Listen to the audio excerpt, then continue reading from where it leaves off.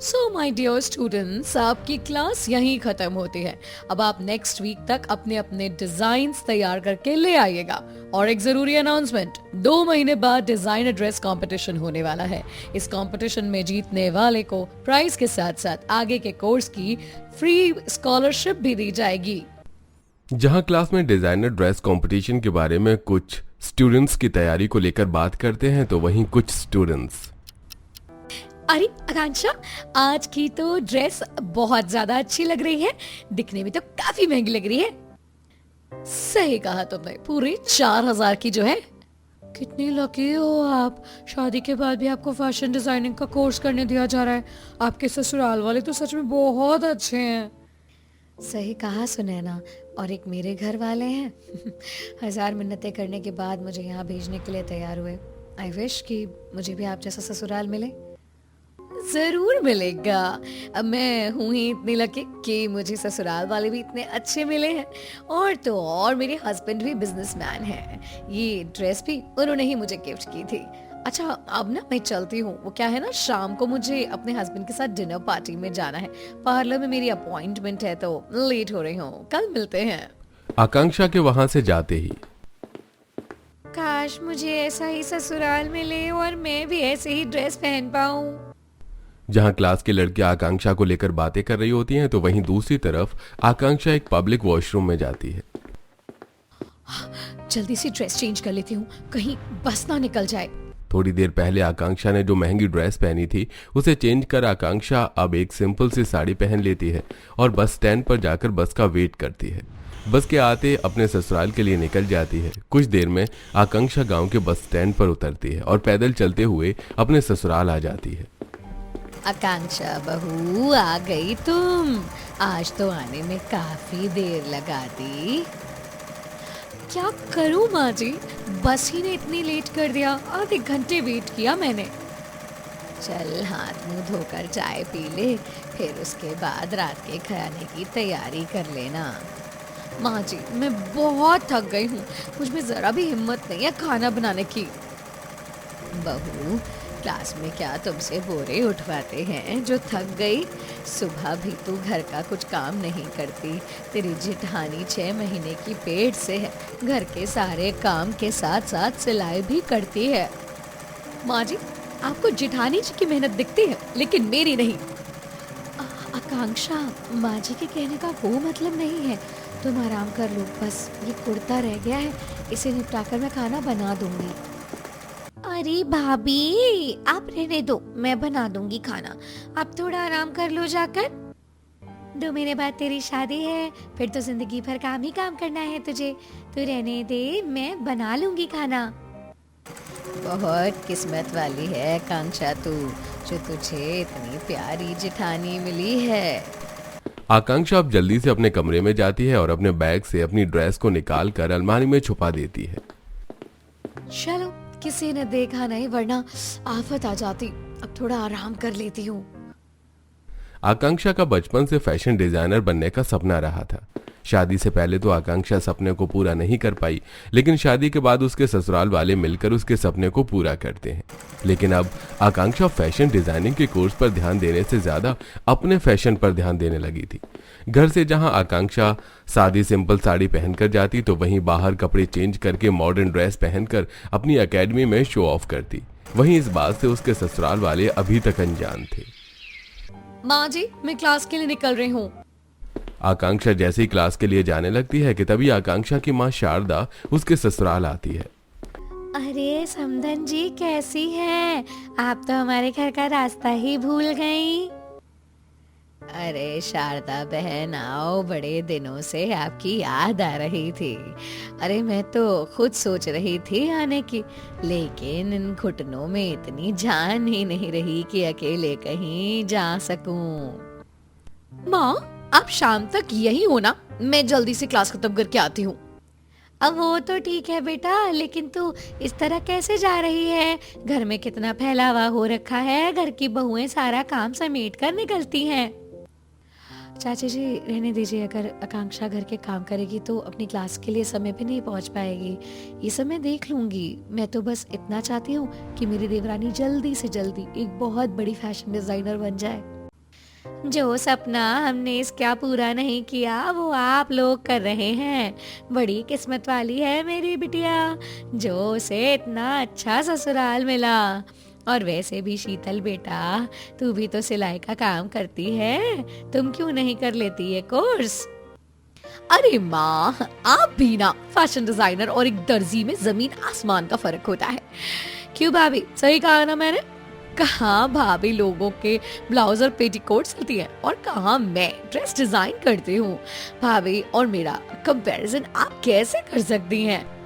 आकांक्षा की ऐसी बातें सुनकर शीतल को थोड़ा बुरा लगता है। वहीं आकांक्षा आज भी पब्लिक वॉशरूम में जाकर अपने बैग से एक डिजाइनर ड्रेस निकाल कर पहन लेती है। क्लासेस खत्म होने के बाद आकांक्षा जब जाने लगती है तभी वो कुछ लड़कियों को ग्रुप बनाकर फोन में कुछ देखते हुए देखती है, जिसे देख आकांक्षा उनके पास जाती है। क्या देख रही हो तुम लोग फोन में? कल मैं सुनैना मॉल गई थी तो उसने वहाँ इतनी सुंदर ड्रेस देखी, पता है पूरे 3,000 की है। मेरा तो देखते ही लेने का मन करने लगा था, लेकिन मेरे पास पैसे कहाँ हैं? इतने पैसे और मम्मी पापा से कहूंगी तो वो डांट देंगे। अगले महीने जब इस पर डिस्काउंट होगा तब ले लूंगी। आकांक्षा वो ड्रेस इतनी ज्यादा पसंद आती है कि वो घर आकर अपने पति अनुज से 5,000 रुपए मांगने लगती है। आकांक्षा, 5,000 रुपए? लेकिन क्यों?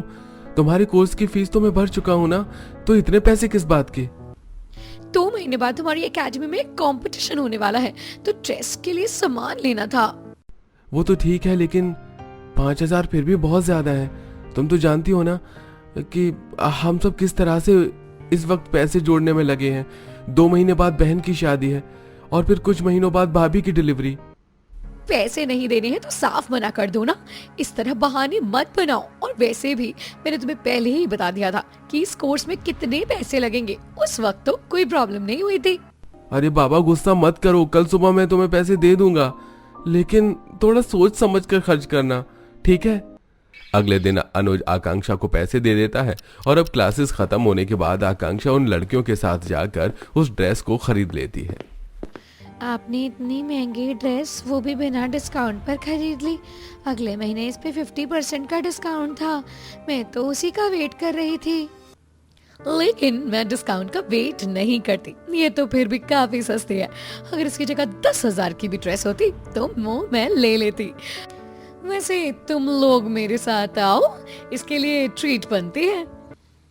शो ऑफ के चक्कर में बचे हुए पैसों से उन सभी लड़कियों को ट्रीट दे देती है, जिसके बाद आकांक्षा जैसे ही घर आती है। आकांक्षा, आज तो तुम ड्रेस बनाने के लिए सामान लाने वाली थी ना, सामान कहाँ है? तुमने लिया नहीं?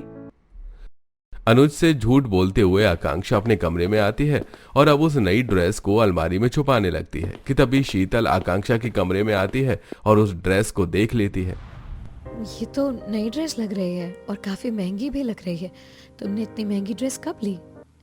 भाभी, आप कितना अच्छा मजाक कर लेती हैं। अरे ये ड्रेस मैंने ली नहीं, बनाई थी।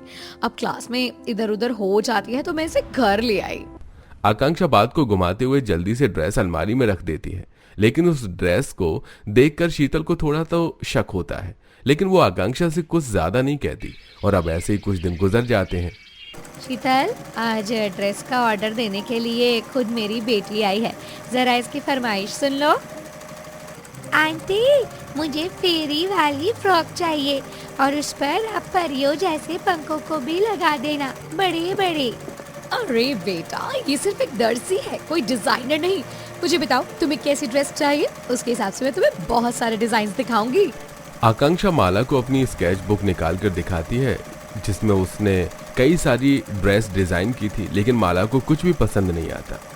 ये सब तो पुराने डिजाइन है, मुझे एक ऐसी फ्रॉक नहीं चाहिए। आंटी, जैसे मैंने आपको बताया आप बिल्कुल वैसी बनाना।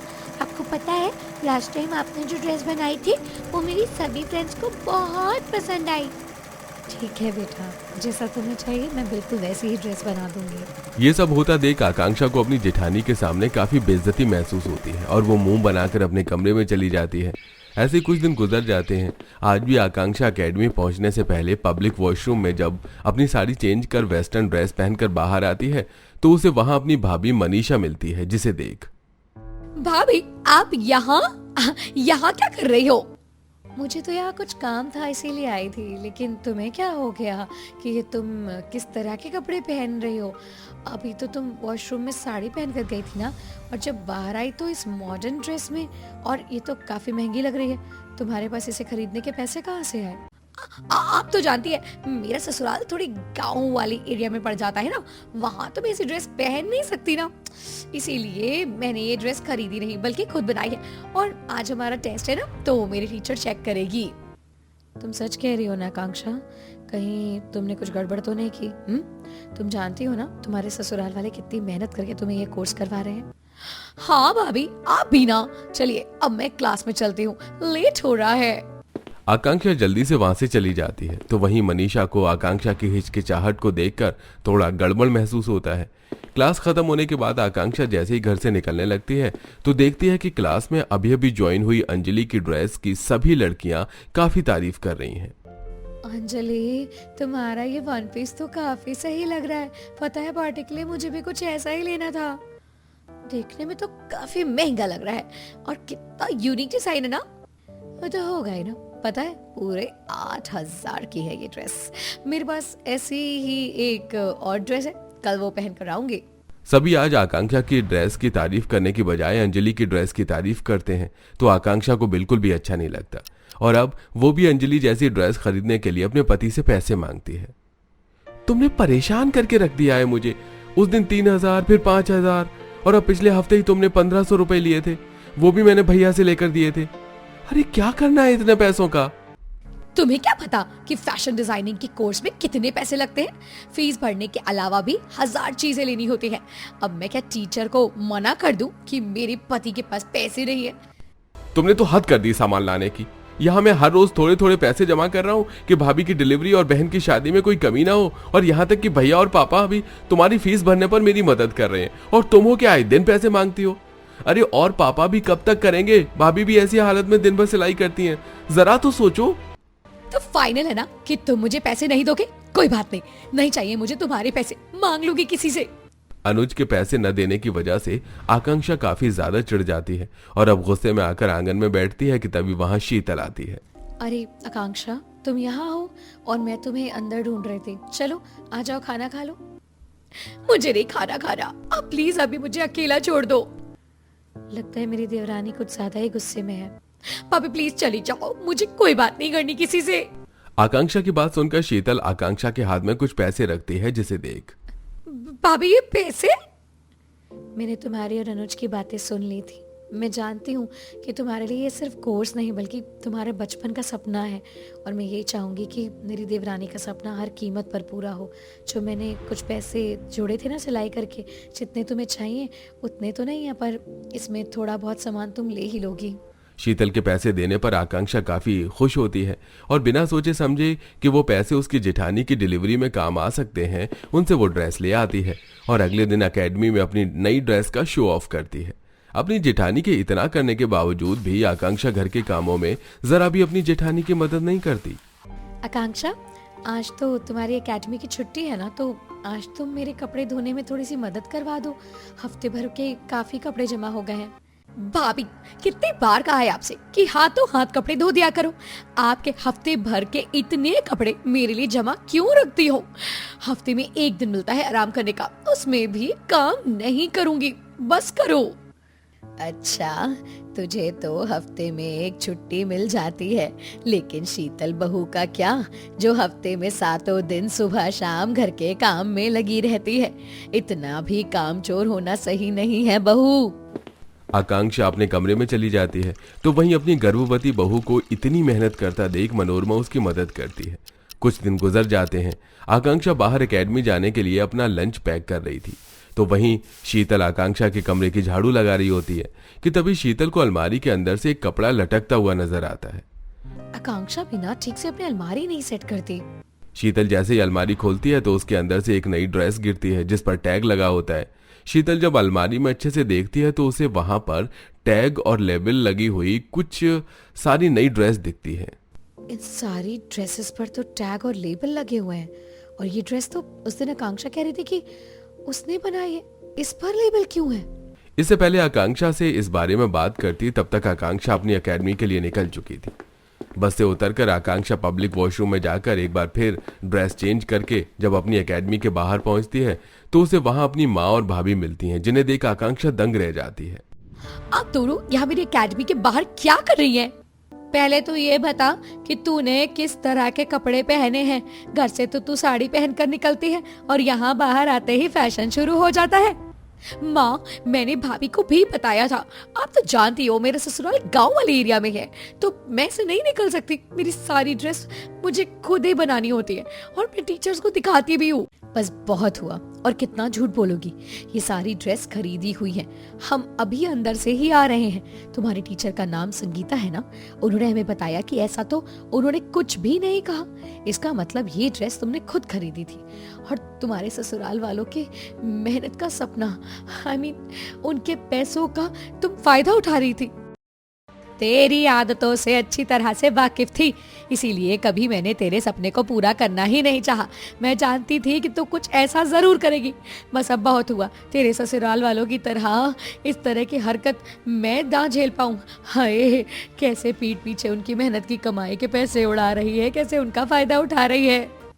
आकांक्षा मुंह बनाकर अपनी माँ को लाख समझाती है, लेकिन शारदा उसकी एक नहीं सुनती। शारदा और मनीषा आकांक्षा को लेकर उसके ससुराल आते हैं, जहां एक सभी के सामने आकांक्षा की असलियत बताते हैं। हाँ, औरों की ससुराल वाले अपनी बहुओं के सपनों को पूछते तक नहीं। वहाँ हम सब तेरे फैशन डिजाइनर बनने के सपने को पूरा करने में लगे हुए थे। तू इस तरह पीठ पीछे हमें धोखा दे रही थी। तेरा एडमिशन करवाने के लिए अनुज ने बाहर से पैसे उधार लिए थे, जिसे वो आज भी चुका रहा है। ये बात मुझे अनुज ने नहीं बताने को कहा था ताकि तुझे दुख ना हो, लेकिन तू। आज के बाद मैं तुम्हारे इस कोर्स में एक पैसा नहीं लगाऊंगा। सिर्फ दिखावे के लिए तुमने पैसों की इतनी बर्बादी की। अरे, तुझे अपनी बेटी कहते हुए आज मुझे शर्म महसूस हो रही है। ऐसे ससुराल वाले तो किस्मत से मिलते हैं। अपनी सच्चाई सामने आ जाने पर आकांक्षा को काफी शर्मिंदगी महसूस होती है और वो किसी से भी नजरें नहीं मिला पाती। तो अगले दिन जब आकांक्षा अपनी क्लास जाती है तो स्टूडेंट्स, जैसा कि मैंने आपको बताया था कि डिजाइनर ड्रेस कंपटीशन के बारे में 2 हफ्ते में ये कंपटीशन होने वाला है, तो इसकी तैयारी में लग जाओ। ड्रेस बनाने के लिए मेरे पास तो थोड़ा भी सामान नहीं है, और कल जो हुआ उसके बाद अगर मैंने अनुज से पैसे मांगे तो कहीं वो मुझे घर से ना निकाल दे। अब मैं क्या करूं? सर पर कंपटीशन और हाथ में एक पैसा न होने पर आकांक्षा काफी परेशान होती है, जिसके चलते आज वो खाना भी नहीं खाती और उदास होकर बाहर आंगन में आ जाती है कि तभी पीछे पीछे शीतल आती है। आकांक्षा, क्या हुआ है तुम्हें? परेशान क्यों लग रही हो? सब ठीक है ना? हाँ भाभी, सब ठीक है। वो बस जरा सा सर दर्द हो रहा था। तुम्हारी जेठानी होने के साथ साथ तुम्हारी बड़ी बहन जैसी हूँ मैं। बताओ क्या हुआ? शीतल की बात सुनकर आकांक्षा की आंखों में आंसू आ जाते हैं और वो उसे सारी बात बताती है। इतनी सी बात है, कोई ऐसे थोड़ी ना रोता है। मेरे पास थोड़ा बहुत सामान और पैसे हैं, उसमें से तुम एक अच्छी सी ड्रेस तैयार कर सकते हो। इसमें भी मैं तुम्हारी मदद कर दूंगी। भाभी, सबके साथ साथ मैंने आपको भी तो धोखा दिया है, फिर भी मेरी मदद करना चाहती हो। गलती किससे नहीं होती, लेकिन तुम्हें तुम्हारी गलती का एहसास है, ये बड़ी बात है। अपनी देवरानी के इतना सब कुछ करने के बावजूद भी शीतल उसकी ड्रेस बनाने में मदद करती है। हम इस गाउन की स्लीव्स पर इस नेट से फ्लेयर बनाकर लगा देते हैं, इससे ड्रेस और सुंदर लगेगी। प्रेगनेंसी की हालत में भी शीतल आकांक्षा की ड्रेस बनाने में काफी मदद करती है और आखिरकार कंपटीशन का दिन भी आ जाता है। इस कंपटीशन को जीत जाती है। प्राइज के साथ साथ आकांक्षा को आगे की कोर्स की स्कॉलरशिप भी मिलती है, इसीलिए अब आकांक्षा का ये कोर्स बिल्कुल फ्री होगा। आकांक्षा काफी ज्यादा खुश होती है और सबसे पहले ये खबर जाकर अपनी जेठानी को बताती है। मैंने कहा था ना कि तुम इस कंपटीशन में जरूर जीतोगी। मैंने हमेशा आपकी सिलाई का मजाक उड़ाया, ताने भी दिए, कभी घर के काम में आपकी मदद भी नहीं करी, सभी के साथ साथ आपको भी धोखा दिया, और आपने मेरी इतनी मदद करी। भाभी, मुझे मेरी गलती के लिए माफ कर दीजिए। आकांक्षा, गलती किससे नहीं होती, हम सब गलती करते हैं, लेकिन जरूरी ये है कि हमें हमारी गलती का एहसास हो, और तुम्हें तुम्हारी गलती का एहसास है। चलो अब इस खुशी के मौके पर रोना बंद करो, सभी को जाकर के ये गुड न्यूज सुनाओ। शीतल सभी को ये गुड न्यूज देती है, जिससे सभी काफी खुश होते हैं। तो वहीं शीतल के कहने पर आकांक्षा को माफ भी कर देते हैं, जिसके बाद आकांक्षा भी अब अपनी जेठानी के साथ मिलकर सिलाई करती है और पैसों की बचत करती है। तो वहीं अब अपने फैशन डिजाइनर बनने के कोर्स पर भी अच्छे से ध्यान देती